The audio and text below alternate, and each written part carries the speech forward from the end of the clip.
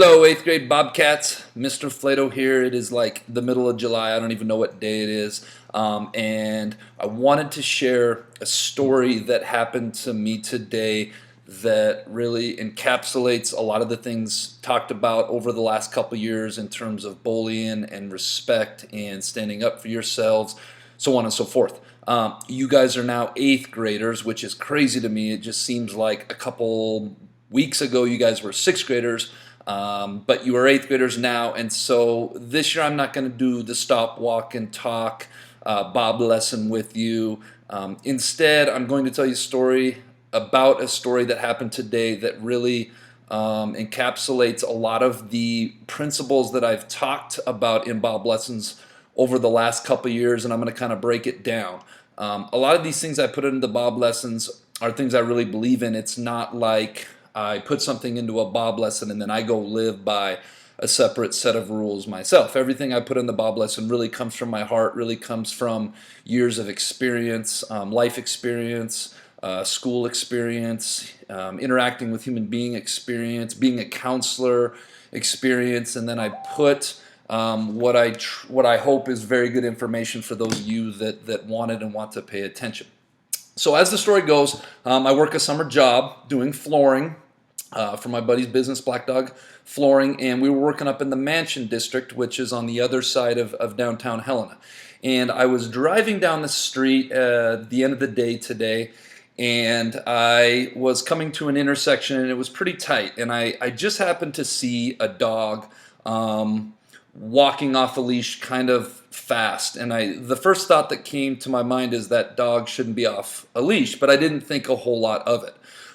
Drove a little bit further, and about 1 or 2 seconds later, I see an older gentleman that is kind of frantic, walking that same way. And the next thought that came into my mind is that gentleman is trying to get its dog, and its dog is doing its own thing. Those of you that have dogs kind of know how that goes. And so I was slowly going through the intersection down the street, and there was like a working truck on one end. It was pretty tight. Those of you that have been up in that neighborhood know the streets are pretty tight. Well, as I'm slowly driving by, this gentleman gives me kind of a death glare, and I thought that was a little bit unusual. And so as I'm pulling by him, I switch from looking at him here to looking at him in my rearview mirror. And as I do that, this gentleman reaches back and throws something at my car, like kind of ultimate disrespect in my opinion.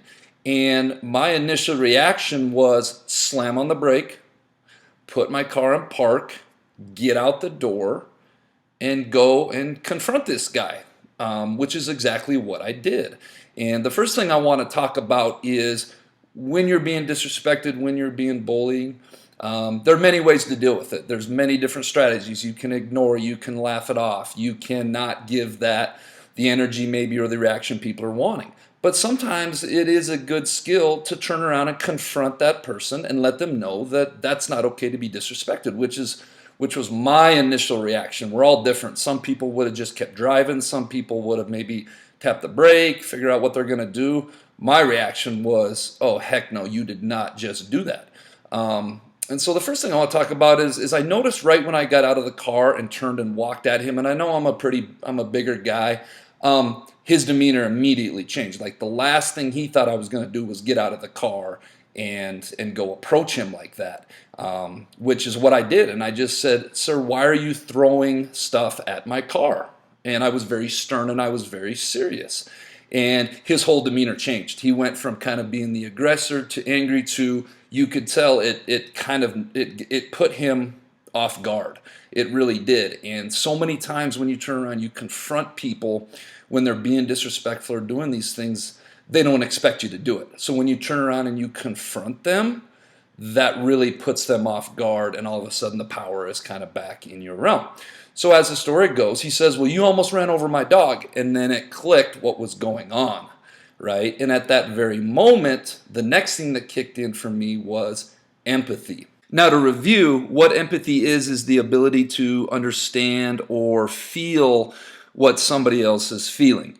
In this situation, what I felt was empathy. Some of you that maybe have seen me the last couple years walking these two knuckleheads right here, the one behind me directly, that's Pritz. That's my German Shepherd. She's the bigger one. She is very well behaved. I've had her since she was a pup. She does not walk on a leash when I take her for walks. This other knucklehead on the left, though, that's Bailey. She's a rescue dog, and many times Bailey, when she gets off the leash, she runs. And so I know, and I was immediately reminded of what that felt like when you have a dog that's on the run that you are trying to get back on the leash and you can't. And the main thing I worry about with Bailey is she takes off running, she's going to get hit by a car is the main thing I think. But it can be very, very, very frustrating. And so right then it clicked in that this gentleman is really frustrated and irritated and probably worried about his dog, and all of a sudden him turning, even though it's not the right thing to do, giving me a death glare and throwing something at my car. I immediately had empathy for him, and it completely turned my mind and how I was thinking about this. I turned to the man and I said, "Sir, I did not almost hit your dog. I saw your dogs. Your dog went up this street. I was going on this street." And then once again, he said he was off balance, and he said, "Well, you almost hit my dog." And I said, "Sir, you're not hearing what I said. I said I saw where your dog went. He went right up that street. If you go up that street, you can find your dog. I was going this way. Please do not throw things at my car." And I turned and I got in my car and I drove away.